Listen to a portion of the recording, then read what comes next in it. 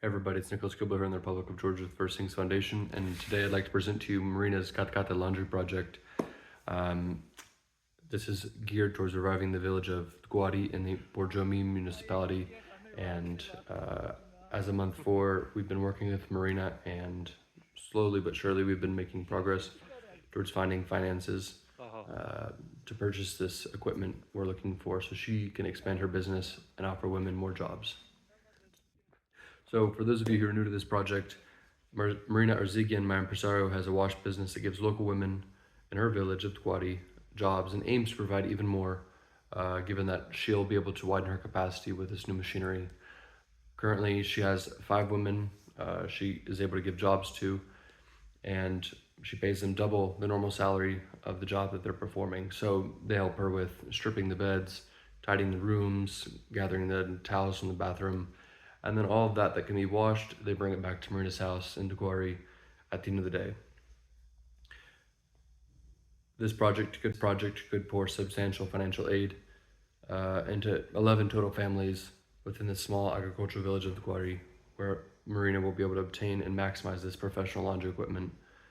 So before we get into laundry equipment, I wanted to show you all what Marina was up to last time I was visiting her.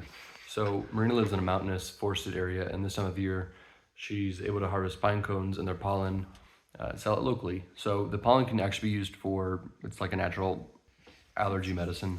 You can mix it in food, your honey, your tea, really anything. It doesn't add flavor, but it's a natural allergy reliever. So with the pine cones, she boils them and then mixes with spices and sugar and water, and it makes like this pine cone jam.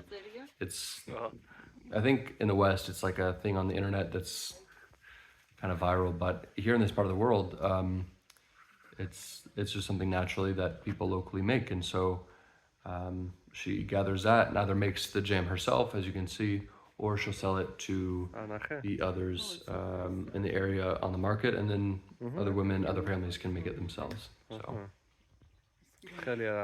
later in the summer, though, she'll be able to pick the blueberries, their flowers, or the leaves, I mean, raspberries, strawberries. There are all these wild varieties, and most of the wild varieties are much smaller than what we're used to in the store. But this is what she does in the summer. Later in the fall, for instance, she'll be picking mushrooms. So yeah, she has a pretty busy life. On top of that, she also raises pigs and cows. And so as you can see here, when I was visiting, they were making the food for the pigs.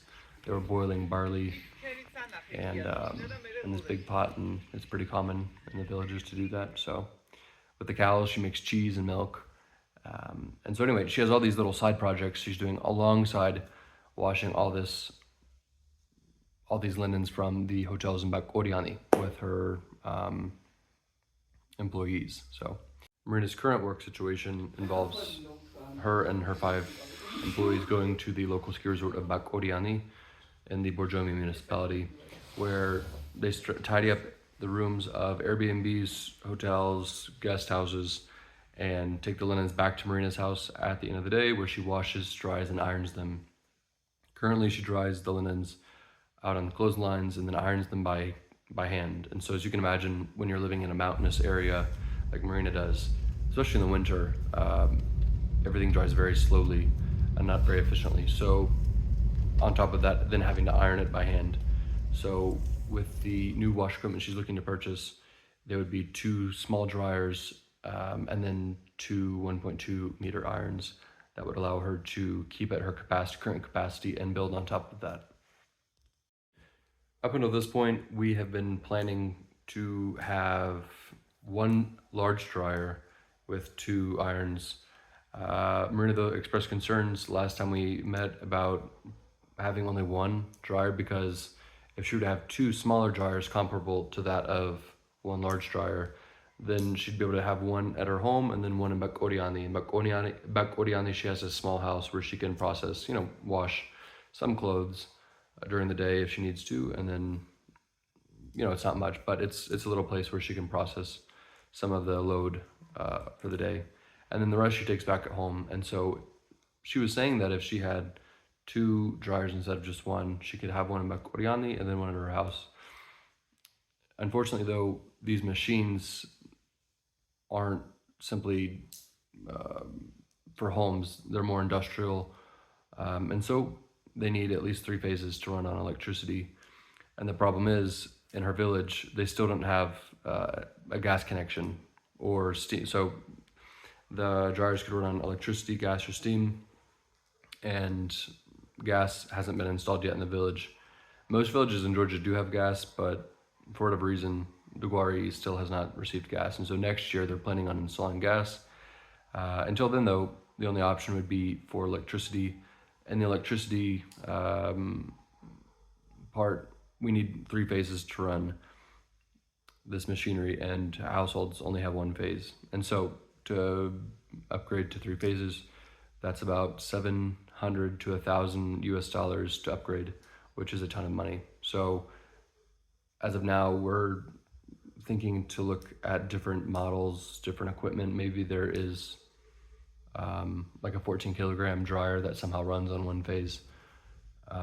But we're still looking for it. So, and until then, our priority is to purchase irons. Since it's the summertime, laundry won't dry super slow. So as long as it dries outside quickly, then she can iron it, and it'll still add, take off some of that time that she's used to hand ironing it. So yeah, as of now, we're trying to purchase irons, and we're pretty close. So we're $400 short, and this month I've written 2 fundraising applications, and I'm waiting to hear the response back. It may be within a few days or maybe the next week or so, whether or not we got anything. And this coming month as well, I'll be searching for more and applying for more in hopes that we'll find some money from that. But if anyone is interested in donating in this project, Marina would be more than happy to receive any amount of donations.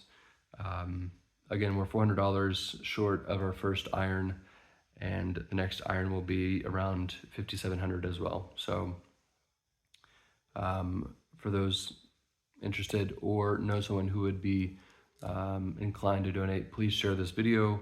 Also the link to the project website, which will be down in the description in YouTube. And anyway, this project is geared towards reviving Marina's community, which really has no opportunity. And so Marina herself, just an ordinary villager who has a strong work ethic, has decided to take this on and really try to create something where there's not much. So know that your money would be going towards a very honorable cause. And anyway, so if anything, I ask that you consider donating.